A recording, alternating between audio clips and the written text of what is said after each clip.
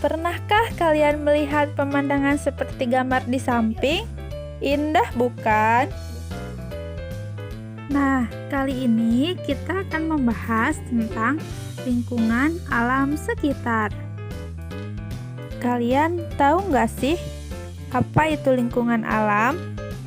Lingkungan alam terdiri atas beberapa bagian, yaitu ada gunung, sungai, danau, pantai, laut, dan sebagainya. Untuk menambah wawasan, ayo kita bahas satu persatu. Yang pertama yaitu gunung. Gunung adalah bagian kerak bumi yang lebih tinggi dari area di sekitarnya. Gunung biasanya memiliki sisi curam yang secara signifikan menyingkap batuan dasarnya. Yang kedua yaitu dataran tinggi. Tahukah kalian apa itu dataran tinggi? Dataran tinggi adalah dataran atau wilayah yang bentuknya datar, bergelombang, dan berbukit-bukit. Biasanya di dataran tinggi tanahnya cukup subur sehingga cocok untuk ditanami teh. Tiga, ada dataran rendah. Dataran rendah merupakan wilayah yang landai atau datar. Biasanya, dataran rendah memiliki ketinggian kurang dari 500 meter di atas permukaan laut. Di dataran ini biasanya kita banyak menjumpai daerah rawa-rawa seperti di Deli, Sumatera Utara. Yang keempat yaitu bukit. Bukit adalah suatu wilayah bentang alam yang memiliki permukaan tanah lebih tinggi dari permukaan tanah di sekelilingnya. Namun, ketinggiannya lebih rendah dibandingkan gunung. Yang kelima yaitu lembah. Pernahkah kalian melihat lembah? Lembah adalah wilayah bentang alam yang dikelilingi oleh pegunungan atau perbukitan yang luasnya beberapa kilometer hingga ribuan kilometer persegi. 6. Yaitu sungai. Sungai merupakan jalan air alami. Aliran air sungai bersumber dari gunung menuju laut. Selain itu, air di sungai pun dapat berasal dari air hujan atau pembuangan air dari rumah tangga. 7. Yaitu pantai. Saat liburan, pernahkah kalian pergi ke pantai? Apa saja yang kalian lihat di pantai? Apa sih yang dimaksud dengan pantai? Pantai merupakan daerah yang membatasi daratan dan lautan.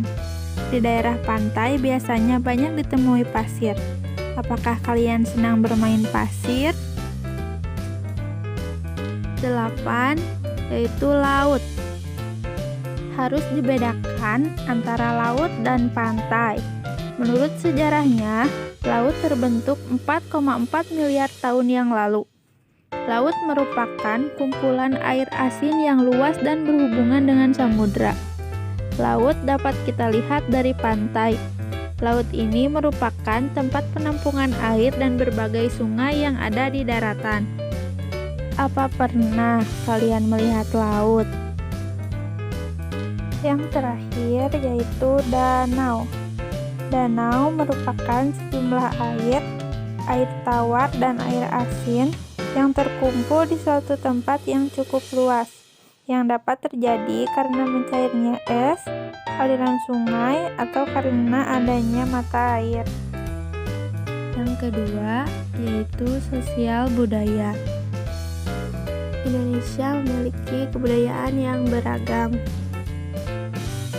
Setiap budaya memiliki ciri khasnya masing-masing. Sebagai generasi penerus, kalian harus melestarikan kebudayaan.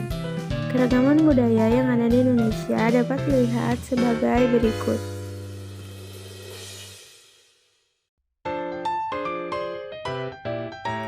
Pertama, yaitu bahasa. Suku bangsa di Indonesia memiliki bahasa yang berbeda-beda. Nama bahasa diambil dari nama suku bangsa tersebut.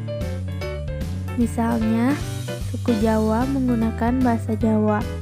Suku bangsa di Indonesia umumnya menggunakan dua bahasa. Bahasa yang digunakan adalah bahasa Indonesia dan bahasa daerah. Bahasa Indonesia digunakan untuk mempermudah komunikasi. Yang kedua yaitu adat istiadat atau tradisi. Adat istiadat masing-masing suku bangsa berbeda-beda. Adat istiadat setiap suku bangsa dipertahankan. Adat istiadat tersebut berupa upacara pernikahan, kelahiran, kematian, dan sebagainya.